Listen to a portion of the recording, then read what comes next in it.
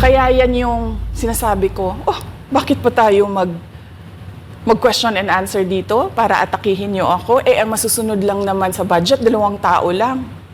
Diba?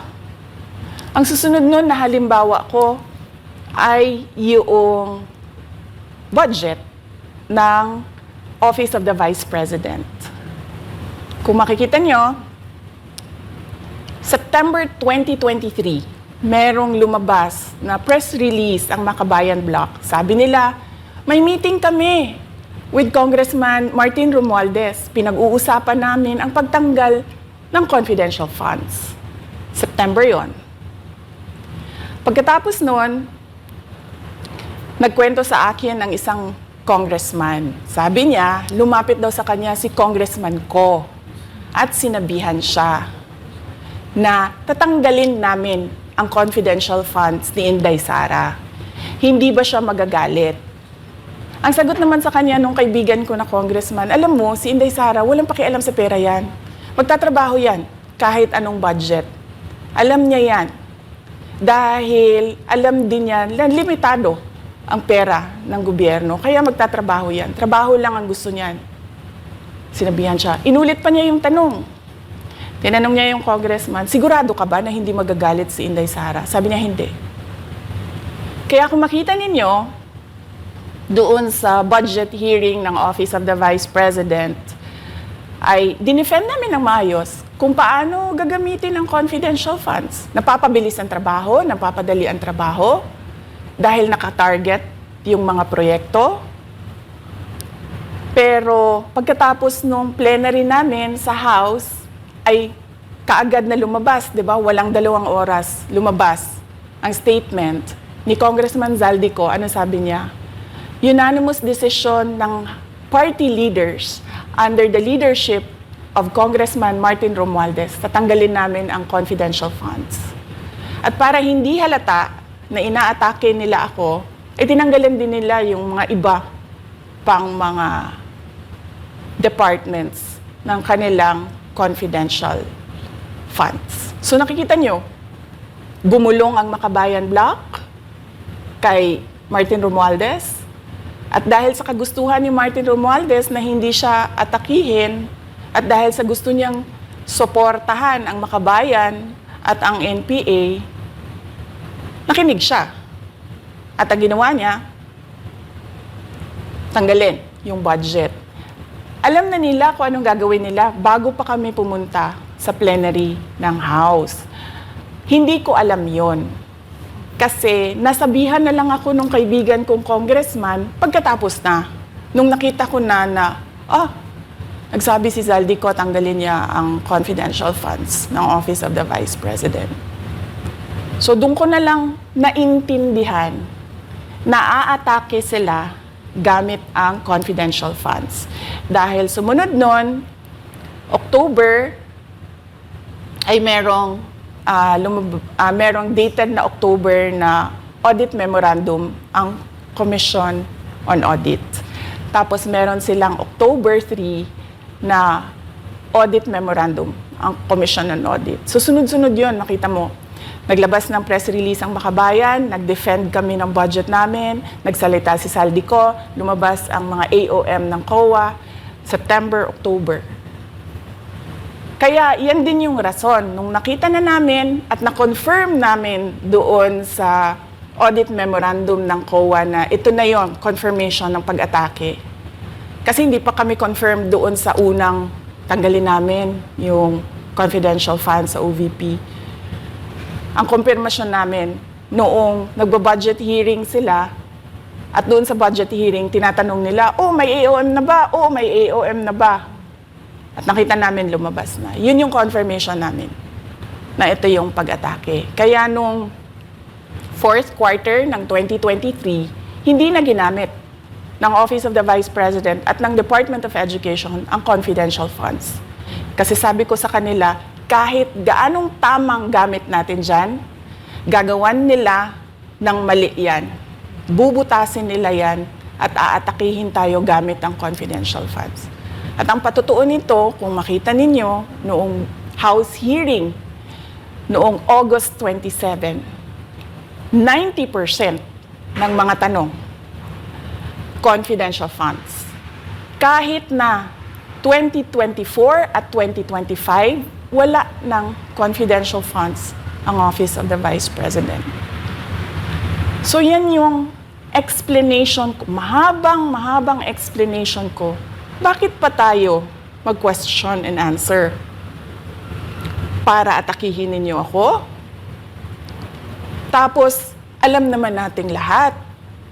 Congressman Zaldico, Congressman Martin Romualdez lang ang nagdidesisyon sa budget ng bayan. Madam Vice President, it seems that there's this great plan against you talaga to destroy you.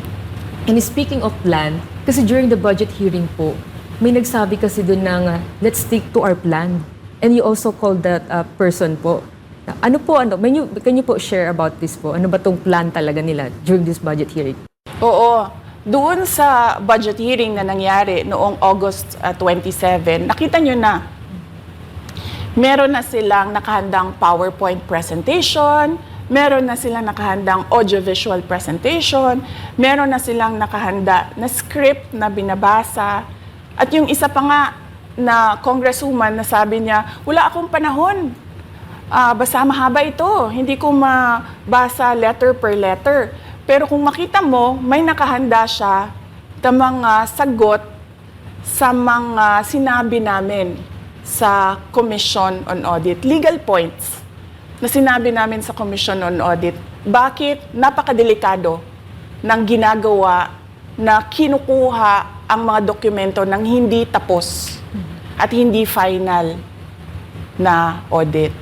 So kung makita mo, ganun yun, nakahanda sila.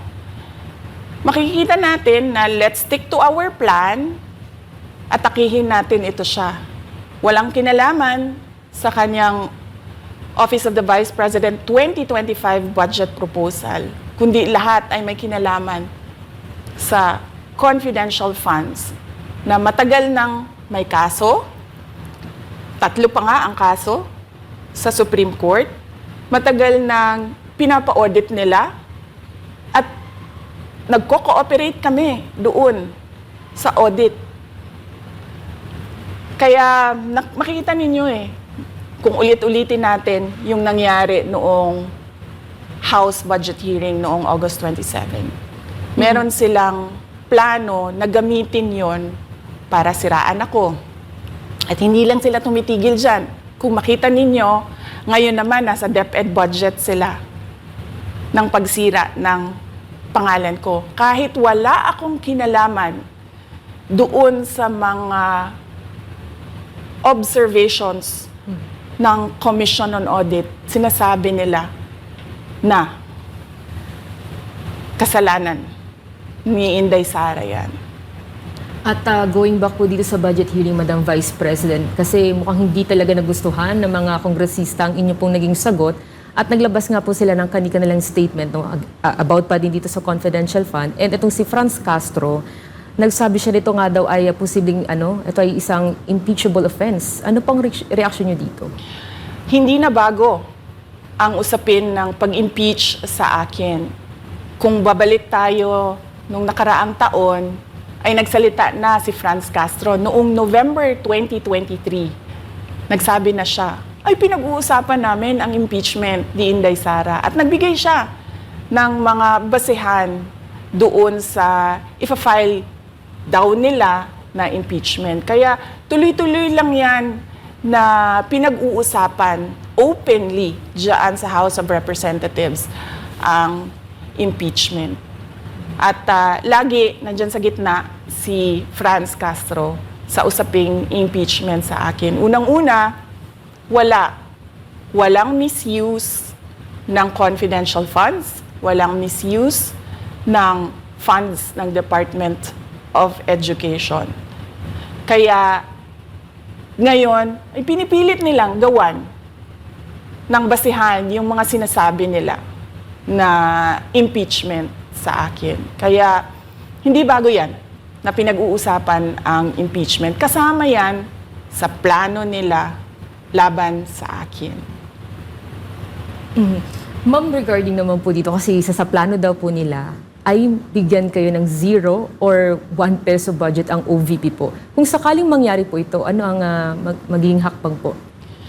Narinig din namin na merong defunding, i-defund daw ang Office of the Vice President budget. Narinig din namin na posibleng piso lang ang ibigay na budget sa Office of the Vice President.